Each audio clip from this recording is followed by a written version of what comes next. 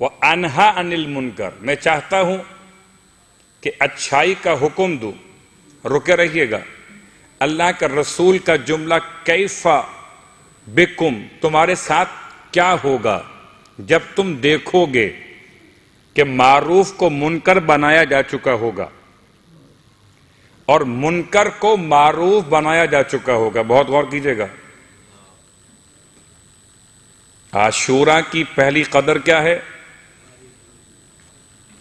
کہ حالات ایسے تبدیل ہوئے کہ معروف کو منکر بنا دیا اور منکر کو معروف بنا دیا. یعنی جو برائی تھی وہ اچھی شکل میں پیش کی جانے لگی. بہت سی مثالیں ہو سکتی ہیں، جیسے کہ نام بدل کر رشوت کو قبول کر لینا. جو آپ کی محنت کی کمائی ہے اسے کچھ نہیں کہتے یہ کمائی محنت کی، یہ ہم نے کمایا ہے. اور جو اوپر کی آمدنی ہو اسے کہتے ہیں ھذا من فضل ربی. یہ ہے معروف کو منکر کو معروف بنا دینا. تو سرکار سید الشہداء جو اقدام فرمایا، اس اقدام میں کیفیت کیا ہے؟ جب آپ نکل رہے تھے مدینہ منورہ سے، تب آپ نے محمد حنفیہ کے نام، بہت غور کیجئے، میں نے جملہ کل بھی کہا تھا، وہیں سے بات کو آج پھر مربوط کرتے ہوئے، کہ دو قسم کے لوگ تھے، ایک دفن کرنے والے، ایک دفن ہونے والے. دو قسم کے لوگ تھے، ایک امام کو مشورہ دینے والے، ایک امام کے ساتھ شامل ہو جانے والے. دو قسم کے لوگ تھے، ایک مکے میں حج کرنے والے، ایک آقا حسین کو روک کر آپ کے ساتھ ہو جانے والے. یعنی اگر مشورہ دینے والے کچھ تو ایسے بھی تھے جن کو امام نے خطوط لکھے، جن میں منذر ابن جارود، احنف بن قیس، یہ دو بڑے نام، اور اس کے علاوہ جو مدینہ منورہ کے اور نام ہیں عبداللہ ابن زبیر. یہ عبداللہ ابن زبیر کا ایک تعارف ہے جو ہمیشہ کرایا جاتا رہتا ہے. زبیر ابن العوام، صفیہ کے بیٹے، صفیہ پیغمبر کی پھوپھی اور حضرت عبد المطلب کی بیٹی. اور امام کا یہ فرمان آج بھی کتب میں محفوظ ہے، ما زال الزبیر من اہل البیت الا شب ابنہ. زبیر ہم اہل بیت سے تھا جب تک کہ اس کا بیٹا عبداللہ جوان نہیں ہوا تھا. یہ بات اس لیے بھی زبان پر آ جا گئی، ہو سکتا ہے میں اور آپ تو بہت مخلص ہوں اپنے زمانے کے امام کے لیے، کہیں ایسا نہ ہو کہ فاسد ماحول کی بنیاد پر ہماری اولاد، دو باتیں ممکن ہیں، یا تو اولاد ماں باپ کو اپنی راہ پہ لگا دے یا اولاد ماں باپ کے راستے کو چھوڑ دے. بہت مشکل سا مسئلہ ہے. امام کے الفاظ ما زال زبیر منا اہل البیت. زبیر نے کیا گیا تھا. زبیر وہ پہلا شخص ہے. جو لوگ سوال کرتے ہیں، شاید مجھے یاد پڑتا ہے میں نے اس کا ذکر کیا تھا ماہ رمضان کے حوالے سے، مولا کا جو عنوان تھا اس کے حوالے سے. زبیر وہ پہلا شخص، زبیر ابن عوام، جس نے مولائے متقیان کے جب گلے میں رسی باندھ کر لوگ مولا کو گھر سے لے کر چلے تھے،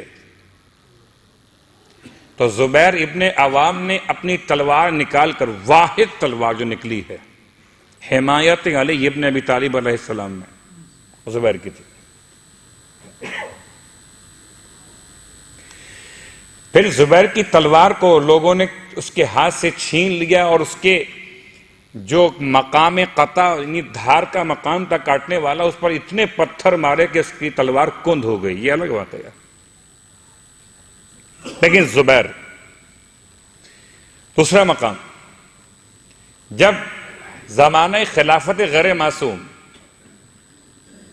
حکومت کا زمانہ، اور دوسری حکومت ختم ہو رہی تھی، اور تیسری حکومت کے قیام کے لیے ایک شورا کمیٹی قائم کی گئی تھی، اس میں زبیر شامل تھا۔ سب سے پہلا شخص جس نے مولائے متقیان کے حق میں اپنا ووٹ ڈالا، یوں کہہ لیجئے، یہ اپنے آپ کو وڈرو کیا تھا، وہ تھا زبیر ابن عوام۔ کہتا ہے میرا ووٹ، یہ میری رائے علی ابن ابی طالب علیہ السلام کے لیے ہے۔ تیسرا حوالہ، یہ زبیر کے ایمان کی باتیں بیان کر رہا ہوں کہ اتنا پکا مومن تھا، خالی امام کے الفاظ سے شاید بات واضح نہ ہو سکے۔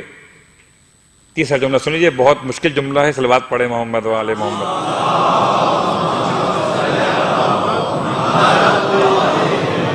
کبھی کبھار کسی مشکل بات کو آسان کرنے کے لیے کچھ الگ سے باتیں شامل کرنا پڑتی ہیں، جیسے معصوم کسی مقام پر وصیت فرماتے ہوں اور وصیت میں اپنے معصوم فرزند کے علاوہ کسی اور کا نام بھی رکھتے ہوں۔ کہتے ہیں کہ جب شہزادی وصیت کر رہی تھیں تو وصیت کا ایک پہلو ایسا بھی تھا، اس نے فرمایا تھا بیوی نے کہ اگر ابو الحسن آپ کے لیے مشکلات پیدا ہوں تو اس وصیت کو زبیر ابن عوام کے نام لکھ دیا جائے، زبیر ابن عوام۔ تیسرا مقام یعنی شہزادی کونین کی نگاہوں میں زبیر۔ تب تو امام کا الفاظ تھے ما زال زبیر منا اہل البیت، ہم اہل بیت سے تھا، کب تک؟ کبھی کبھار لوگ کہتے ہیں جی آغاز تو بسم اللہ سے کیجئے، انجام خدا جانے۔ نہیں، انجام نہیں، انجام ہی تو مسئلہ ہے، ورنہ بہتوں کے آغاز بڑے اچھے تھے مگر انجام بڑے خراب ہو گئے، اور بہتوں کے آغاز بڑے خراب تھے مگر انجام بڑے خوبصورت ہو گئے۔ اور یہی پیغام عاشورہ بھی ہے کہ انسان اگر اپنے آپ کو تبدیل کرنے پہ تیار ہو جائے تو کل بھی بارگاہ حسین کھلی ہوئی تھی اور آج بھی کھلی ہوئی ہے۔ کبھی کبھی سوچتے ہیں واقعاً بڑا احسان کیا پروردگار نے، ہمیں اس در سے متصل کیا جو در کبھی بند نہ ہوا۔ باقی تمام لوگ جہاں چاہیں ان کی مرضی چلے جائیں، کبھی در کھلتے تھے کبھی بند ہو جاتے تھے، ہم ایسے در پہ بٹھائے گئے جو در کبھی، صلوات پڑھے محمد و آل محمد۔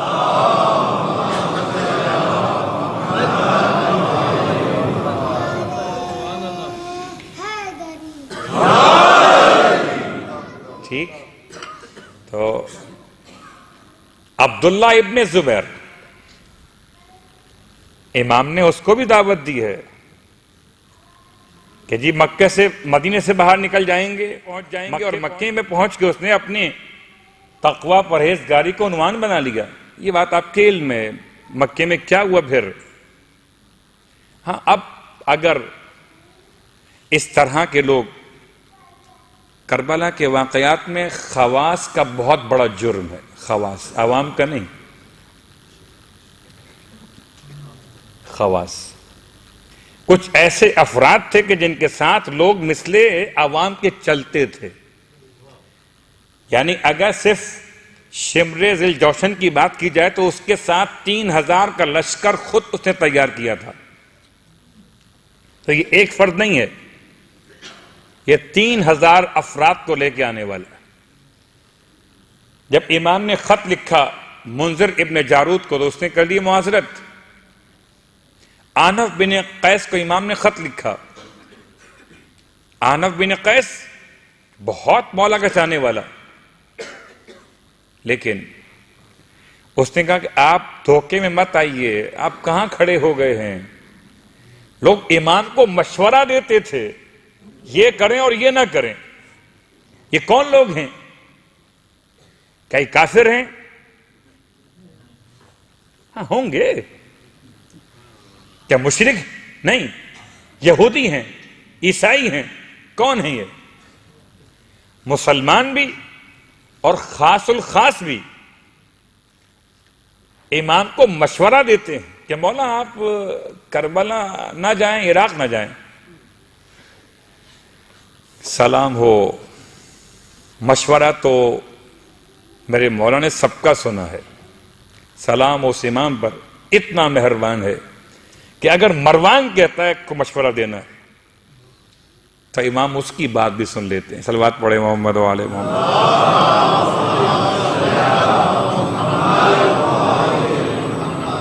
لیکن امام کے اپنے چاہنے والوں میں عبداللہ ابن عباس بہت بڑا نام ہے، لیکن تاریخ میں جو مقام مل جائے کم از کم یہ تو لکھا جائے گا کہ ناصران حسین میں شامل نہیں تھے. بہت بڑا نام ہے. مفسر قرآن ہیں، معلم قرآن ہیں، اللہ کے رسول کے صحابی ہیں، لیکن ناصران حسین میں نہیں ہیں. اب جب ہم کہیں گے امام کے الفاظ کو ادا کرتے ہوئے فَيَا لَيْتَنِي كُنْتُ مَعَكُمْ فَأَفُوزَ مَعَكُمْ، اے کاش انصاران حسین میں آپ کے ساتھ ہوتا تو عظیم کامیابی کو حاصل کر لیتا. اس جملے میں وہ تمام لوگ شامل نہیں ہیں،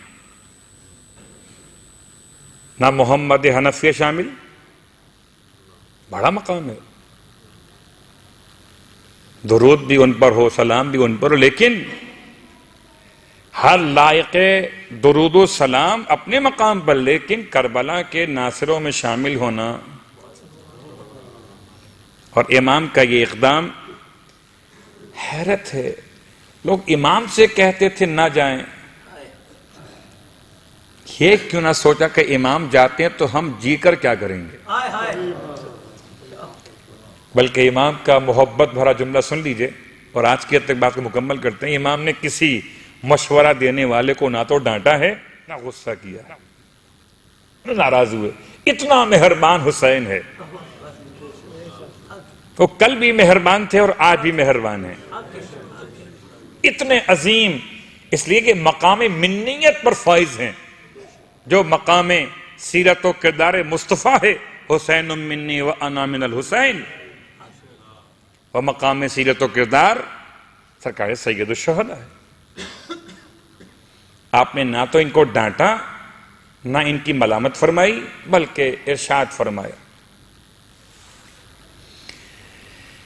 کہ آپ چاہتے ہیں کہ مجھ سے اظہار محبت کریں، آپ چاہتے ہیں مجھ سے اظہار محبت کریں، میں آپ کی بات سن لیتا ہوں، مگر کیا کیا جائے. جب محمد حنفیہ نے آپ کو مشورہ دیا تو آپ نے فرمایا اچھا میں آپ کی بات پہ غور کروں گا. رات کو بات ہوئی، اگلی صبح محمد حنفیہ کے دیکھتے ہیں کہ پوری اماریاں تیار ہیں، لوگ بیٹھ رہے ہیں مسافر سفر کے لیے امام کے ساتھ. تو گھبرائے ہوئے آئے کہ آپ نے ہماری بات پر وعدہ کیا تھا غور کرنے کا. فرمایا ہاں ہم نے غور کیا تھا، مگر رات کو حالت خواب میں اپنے نانا کو دیکھا. اب یہ ان کو سمجھانے کے لیے، بہت غور کیجئے گا، ان کو سمجھانے کے لیے جو اس مقام کو سمجھتے تھے.